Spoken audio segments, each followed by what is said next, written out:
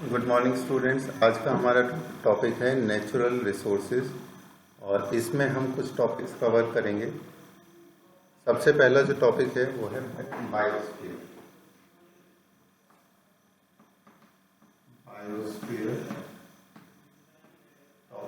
Chapter का नाम हमारा क्या है? Natural resources.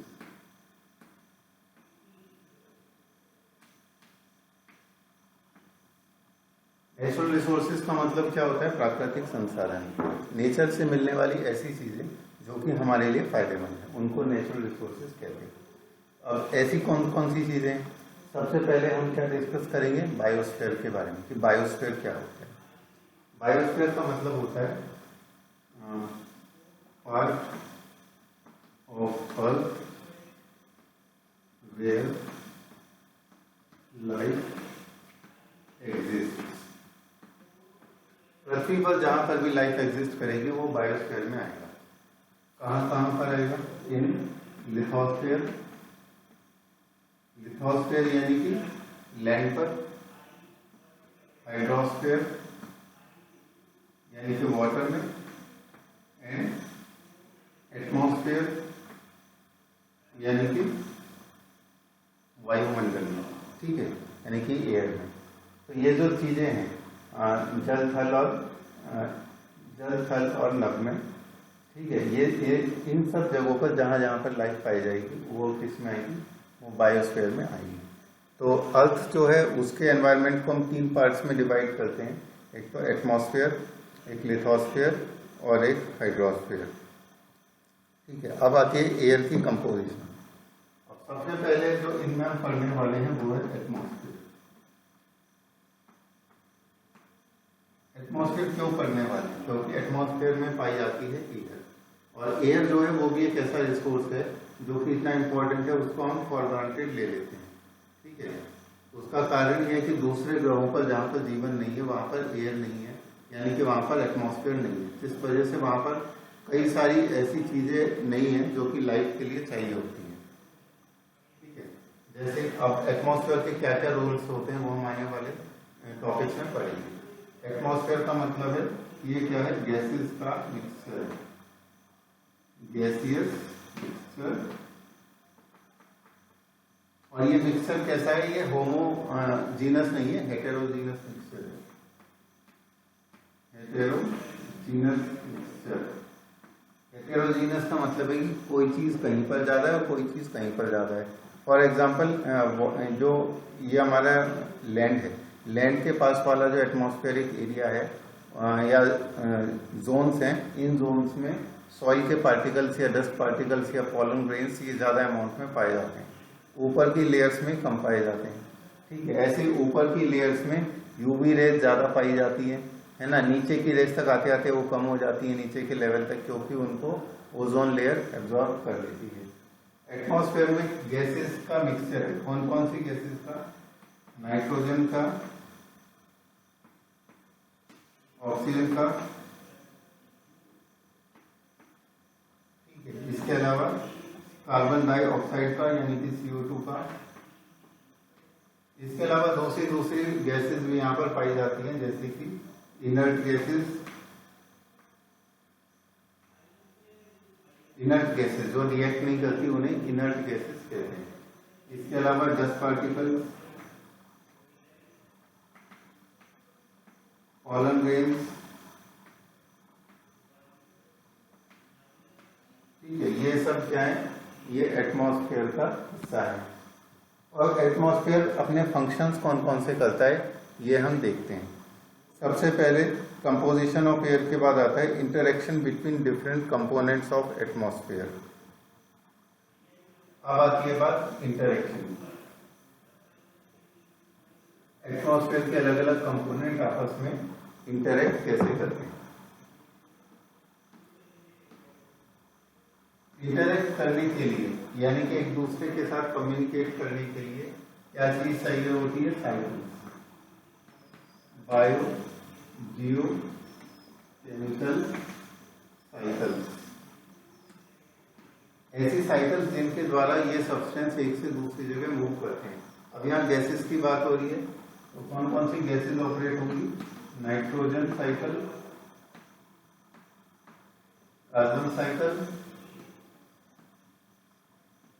ऑक्सीजन साइकिल, ये सारी साइकिल्स ऑपरेट होंगी। और एक और है वाटर साइकिल।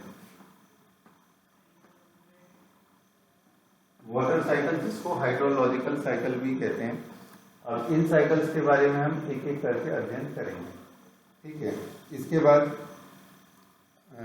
बाद आती है बात, अब इसमें क्या है कि बायोटिक कंपोनेंट्स और एबायोटिक कंपोनेंट्स दोनों अपना रोल प्ले करते हैं। इन साइकिल्स में दो तरह के कंपोनेंट रोल प्ले करते हैं, एक तो बायोटिक कंपोनेंट और एक एबायोटिक कंपोनेंट। यानी कि लिविंग और नॉन लिविंग दोनों तरह के जो कंपोनेंट हैं हमारे एटमॉस्फेयर के, वो अपना रोल प्ले करते हैं। इसके बाद आती है बात role of atmosphere in climate control.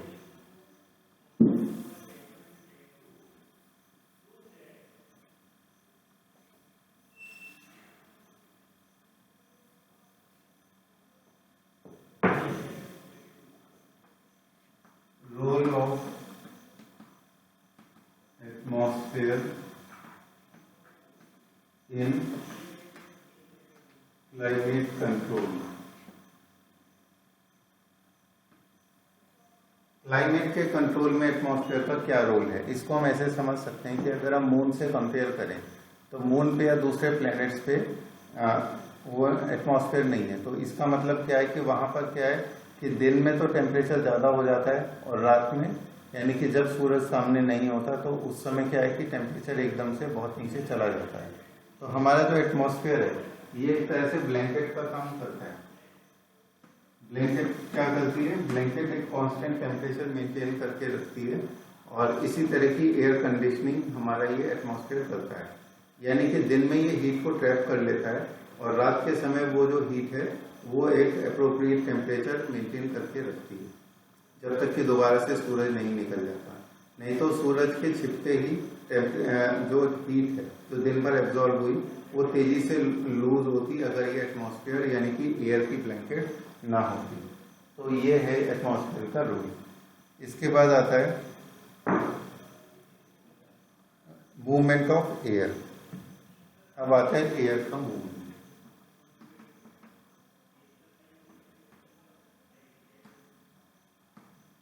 Air का जो मूवमेंट है इसकी वजह ये जैसा कि हम जानते हैं कि एयर किसका पार्ट होती है, एटमॉस्फेयर का, और एयर की मूवमेंट की वजह से अर्थ को तरह तरह के क्लाइमेट और वेदर्स देखने को मिलते हैं। तो क्या होती है एयर की मूवमेंट और क्यों होती है? एयर की मूवमेंट हमेशा होती है कन्वेक्शनल करंट्स की वजह से। कन्वेक्शनल करंट्स क्या होते हैं? जैसे ही हीट होगी वो गर्म हवा क्या होती है, ऊपर उठने की टेंडेंसी होती है। एयर जैसे ही हीट अप होती है वो क्या होती है, ऊपर चली जाती है अपर लेयर्स ऑफ एटमॉस्फेयर में। और जो कूलर है, कूलर यानी कि ठंडी वाली जो एयर थी वो उसकी जगह लेने लगती है। तो एयर की जो ये मूवमेंट होती है इसी की वजह से क्या होता है, एयर का मूवमेंट होता है। और एयर के मूवमेंट को हम क्या कहते हैं, विंड। ठीक है, विंड। तो हवा में और पवन में यही फर्क होता है। हवा स्थिर एयर को कहते हैं और पवन क्या है, जो मूवमेंट वाली है। ठीक है, तो विंड जो होती है ये दो तरह से ब्लो करती है, या तो लैंड टू सी या लैंड टू वाटर या वाटर टू लैंड। और सपोज करो ये लैंड है और ये वाटर है। तो दिन के समय सूरज निकला हुआ है। अब लैंड जो होता है वो तेजी से गर्म हो जाता है, पानी को गर्म होने में समय लगता है।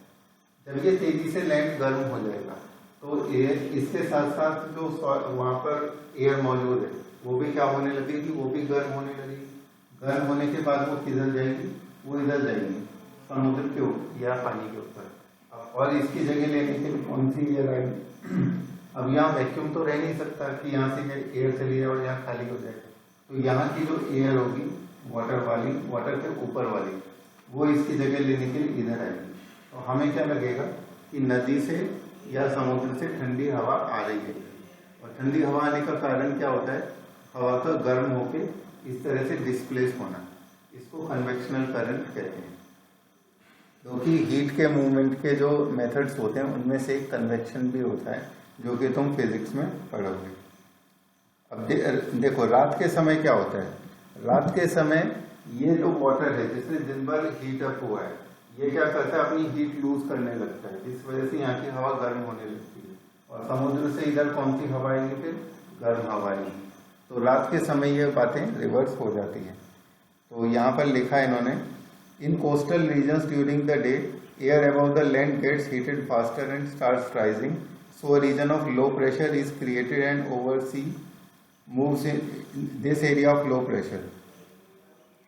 The movement of air from one region to another region causes wind. तो इसका मतलब एयर हमेशा कहाँ मूव करती है, एयर मूव करती है from high pressure to low pressure. जैसा कि तुमने यहाँ देखा कि दिन के समय जैसे ही यहाँ पर लैंड गर्म हुआ और यहाँ की एयर ने गर्म होकर दूसरी जगह मूव किया, तो यहाँ एक लो प्रेशर एरिया क्रिएट हुआ। इस लो प्रेशर एरिया को यहाँ की जो एयर है वो आके फिल करेगी, क्योंकि यहाँ के कंपैरिजन में यहाँ क्या है, हाई प्रेशर है। ठीक है, इसके बाद अब बढ़ते हैं आगे। ये तो था कन्वेक्शनल करंट्स और विंड कैसे मूव करते हैं। During the day direction of wind could be from sea to the land, and at night both land and sea starts to cool. Since water cools down slower than the land, air above water would be warmer than air, thus the direction of wind would be from land to the sea। यही वाली बात मैंने तुम्हें अभी हिंदी में समझाई है कि लैंड जो होता है ये क्या होता है कि ये जल्दी से गर्म हो जाता है और जल्दी से ठंडा हो जाता है, लेकिन वाटर की टेंडेंसी होती है कि धीमा धीमा गर्म होता है और धीमा धीमा ये ठंडा होता है, यानी कि हीट ये धीरे धीरे लेता है और धीरे धीरे ही लूज अप करता है। तो इसका मतलब रात तक वाटर क्या हो जाता है, गर्म हो जाता है ना, और ये क्या हो जाता है, ये दिन में ही गर्म हो जाता है। इसीलिए दिन में क्या है, यहाँ की एयर यहाँ से यहाँ मूव करने लगती है, और जबकि यहाँ की जो एयर है वो यहाँ से यहाँ का मूव करेंगी रात में। तो ये वाली बातें हमें याद रखनी है। तो वाटर क्या होता है, रात के समय भी गर्म रहता है, क्योंकि उसने दिन भर हीट एब्जॉर्ब की हुई होती है। इसके बाद नेक्स्ट टॉपिक आता है air pollution. Next topic is air pollution.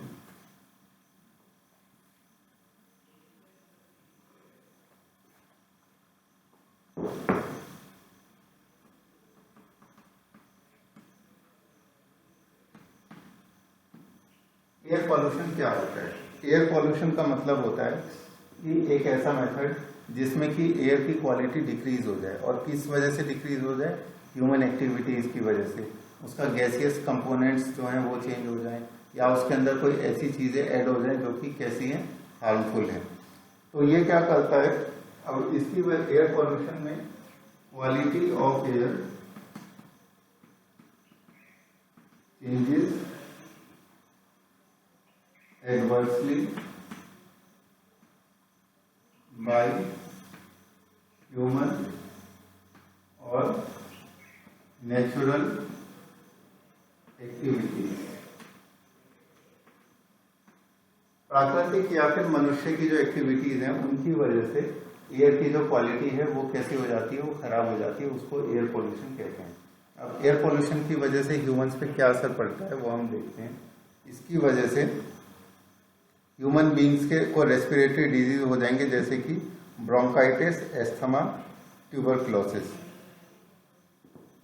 Content of harmful substances, कौन सी गैसेज होती है जिनकी वजह से एयर पोल्यूशन हो जाता है? Nitrogen oxide like NO2, sulphur oxide like sulphur dioxide SO2, है ना। अब इसकी वजह से ह्यूमन बींग्स को जो डिजीज हो जाएंगे होंगे एस्थमा, ब्रोंकाइटिस, ये सारी बीमारियां हो जाएंगी, एस्थमा और ब्रोंकाइटिस। इसके बाद tuberculosis lung cancer, tuberculosis lung cancer. इसके बाद नेक्स्ट आता है बर्निंग ऑफ फॉसिल फ्यूल्स। इसकी वजह से भी एयर पॉल्यूशन होता है। Burning of fossil fuels. Fossil fuels क्या होते हैं? जैसे कि लकड़ी, कोयला, पेट्रोलियम, यानी कि जो फॉसिलाइजेशन की वजह से बने हैं उनको हम फॉसिल फ्यूल्स कहते हैं, जीवाश्म ईंधन। और ये इनके जलने से जो ऑक्साइड्स हैं जैसे कार्बन का, नाइट्रोजन का, सल्फर का, ये एयर को पॉल्यूट करते हैं। ठीक है। और इसके बाद अब ये तो इंसानों ने किया, लेकिन जब इंसान नहीं थे या जहाँ पर इंसान नहीं वहाँ पर भी इस तरह के रिएक्शंस होते हैं, वो भी बहुत मात्रा में एयर को पॉल्यूट करते हैं। जैसे कहीं पर ज्वालामुखी का विस्फोट हो गया या जंगलों में भयंकर आग लग गई तो उससे भी एयर का भयंकर पॉल्यूशन होता है। इसके बाद आता है combustion of fossil fuels. Combustion of fossil fuel also increases the amount of suspended particles in air. जैसे सपोज करो कि हम अपने व्हीकल्स में कोई फ्यूल बर्न कर रहे हैं और उसकी वजह से अनबर्न कार्बन के अनबर्न पार्टिकल्स एयर में ऐड हो गए। अब वो क्या है? अनबर्न पार्टिकल्स या स्मोक पार्टिकल्स। स्मोक पार्टिकल्स जब एयर में रिलीज हो जाते हैं तो इन पार्टिकल्स के चारों तरफ वाटर के जो वेपर्स हैं वो कंडेंस होने लगते हैं। इन पार्टिकल्स के चारों तरफ वाटर वेपर कंडेंस होने लगते हैं। कंडेंस यानी कि उनके चारों तरफ उनका संघनन होने लगेगा। और उसके बाद क्या होगा? जैसा कि हम सर्दियों में देखते हैं, सर्दियों में जो समस्या फॉग की देखने में आती है, फॉग का मतलब तो होता है सस्पेंडेड वाटर वेपर, लेकिन अगर ये स्मोक के पार्टिकल्स के चारों तरफ होने लगे, स्मोक या अनबर्न कार्बन के पार्टिकल्स के चारों तरफ, सपोज ये पार्टिकल है स्मोक पार्टिकल्स या फिर कार्बन पार्टिकल्स जो कि इन व्हीकल्स के एग्जॉस्ट से निकले, अब इनके चारों तरफ वाटर वेपर जमा होने लगे, उस कंडीशन में क्या होगा? एक प्रॉब्लम क्रिएट होगी। Fog plus smoke is equal to smog. अब स्मोक जो होता है उसकी वजह से विजिबिलिटी बहुत ही पुअर हो जाती है। बड़े बड़े तो शहर हैं, वहां पर घंटों घंटों तक सुबह के समय कुछ भी रोड पे दिखाई नहीं देता। उसका कारण क्या है कि स्मोक के जो पार्टिकल्स थे उनके चारों तरफ वाटर वेपर के जो पार्टिकल्स हैं वो कंडेंस होने लगे, जिसकी वजह से स्मोक प्रोड्यूस हुआ। अब लास्ट टॉपिक जो एयर पॉल्यूशन में है वो है एसिड रेन।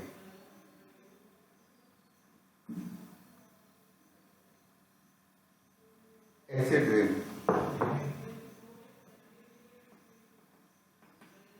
एसिड रेन का मतलब है ये जो सल्फर और नाइट्रोजन के ऑक्साइड्स हैं ये एटमॉस्फेयर में मौजूद H2O यानी वाटर के मॉलिक्यूल्स के साथ रिएक्ट करके एसिड्स बनाते हैं। जैसे सल्फर डाइऑक्साइड जो है वो H2O के साथ मिलकर बनाएंगे H2SO4 यानी कि सल्फ्यूरिक एसिड।